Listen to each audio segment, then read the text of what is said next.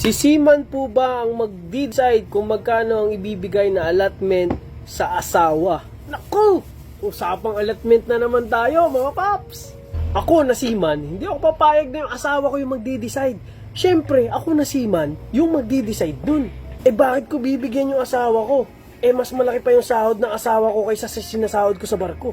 Hindi, joke lang mga paps. Para sa akin, bilang isang seaman na may asawa at anak, it is my responsibility to provide for them. Basta, wag na wag mo lang kakalimutan yung para sa sarili mo. Kahit konti, magtabi ka. Pero under the PUEA Standard Employment Contract, the Filipino seafarer is required to make an allotment which shall be at least 80% of the seafarer's monthly basic salary. Ibig sabihin, kung may $1,000 basic salary ako, ang $800 mapupunta sa asawa or sa iyong alati. Pero mga misis, ma'am and sir, nasusunod po ba ito? Or baka sobra pa? Comment mo naman sa baba kung nasusunod to. Pero sino-sino nga ba ang pwedeng maging alati? Pwedeng asawa, pwedeng magulang, pwedeng sarili, pwedeng anak, pwede kahit kapitbahay mo. Nakadepende yan kay seaman kung sino ang ilalagay niya. Pero kung ikaw ay may asawa na, may pamilya ka na, ang unang-una dyan is yung asawa mo at anak mo. Pero wag mo pa rin kakalimutan yung magulang mo na tumulong at nagpaaral sa'yo para marating mo kung nasaan ka ngayon. Pero kahit hindi mo sila ilagay sa alati, okay lang yon. Basta bibigyan mo pa din sila. Pero ito ang maganda. Mag-survey tayo sa ibang seaman at asawa ng seaman kung ano ba ang masasabi nila. Scotty, ito, second engineer to. Scotty, since mag-aasawa ka na, so bilang isang seaman, sino ang magde-decide kung magkano ang ibibigay mo sa asawa mo? Ikaw ba o yung asawa mo?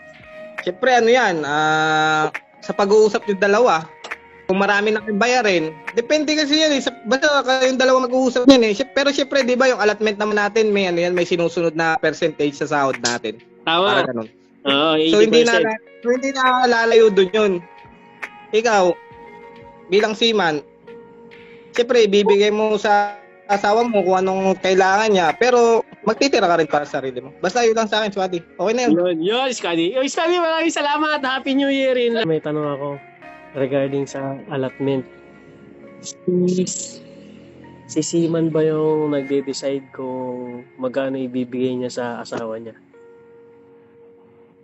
Ikaw, sa case mo, kasi di ba may asawa ka na.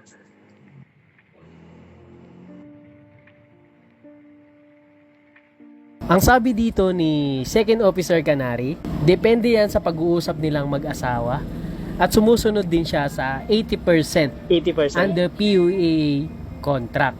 Pero mas sinosobrahan niya pa. Ang sabi ng misis ng ating second officer, kung sino daw yung matapang. Joke lang, sabi ko pwede naman. Para sa amin, kaming dalawa yung nagde-decide kung kanino mas malaki, nakadepende kasi sa mga monthly bills na binabayaran. Dagdag pa niya, sa amin kasing dalawa ang naghahati tapos siya na bahala magbigay kila na mama niya, hati na din kami sa bayarin. Yun lang ma'am, salamat po ma'am Laika. Ito asawa ng captain. Tanungin natin siya kung anong idea niya regarding sa sino ba ang magde-decide sa pagbibigay ng allotment, yung si seaman ba o yung asawa, at magkano na rin, dagdag na rin natin yung percentage. Yun.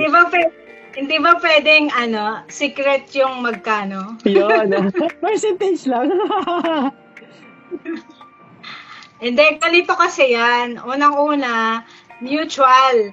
Nasa sa inyong dalawa. At saka, pangalawa, dapat ikaw na asawa ay pagkakatiwalaan. Depende sa iyo kung mapagkakatiwalaan ka sa tanang asawa mo. Pwedeng ibigay sa iyo lahat or pwede namang hindi lahat. Depende rin sa gastos, kagaya ng pag-uusapan niyo kung magkano yung mga bills, outcoming expenses nyo. Tapos, pwede ka namang magpadagdag. Depende na rin sa mapag-uusapan ninyo. Kasi kagaya sa amin, kaming dalawa ang nag-uusap kung magkano yung expenses. Tapos lalo na ngayon, depende na rin kung sa lifestyle ng pamumuhay nyo, kung magastos ba kayo, depende rin sa kung gaano kadami yung anak ninyo, mga nagpapaaral na ba kayo ng mga koleyo, depende rin kung saang school, ganon. Kagaya sa amin, hindi naman porket asawa ko ng isang, although licensed captain siya, pero hindi pa siya nag-a-act. Official pa rin naman siya. Kagaya ko, although kahit na official yung asawa ko, gumagawa pa rin ako ng paraan para makatulong pa rin sa kanya, sa kanyang paghahanap buhay. Yung binibigay niya sa akin, yung nasa low yun, yung 80% na, ano ba ang tawag doon? 80% basic. Oo, yun. More than, yung sa 80%, talaga intact talaga yon. May dagdag pa rin. May dagdag pa rin naman kahit paano. Hindi naman sumusobra, hindi rin naman nagkukulang, sapat pa rin. Yun. Yun lang, maraming salamat ate. Napakaganda ng sagot. Okay, tatanungin naman natin ang aking asawa kung ano ang masasabi niya na sino ba ang magde-decide. Yun, tanungin natin siya. Pakinggan natin. Siyempre si asawa. Ako, personally, pera mo, pera ko. Pera ko, pera ko. So ako magde-decide. Bakit? Mindset niya. Baka nakakalimutan mo. Nung nag-propose ka sa akin, kasama ng sing-sing ko yung ATM mo. So ibig sabihin, sinusurrender mo sa akin lahat ng sahod mo. Tapos ngayon, tatanungin mo ako kung sino. Paano naman yun? Nung kasal, anong niregalo mo sa akin? T-shirt tsaka ATM mo. Oh, ano ibig sabihin nun? Oh, mga paps. Lesson learned ha. Huwag kayo magre-regalo ng ATM. Huwag nyo i-surrender.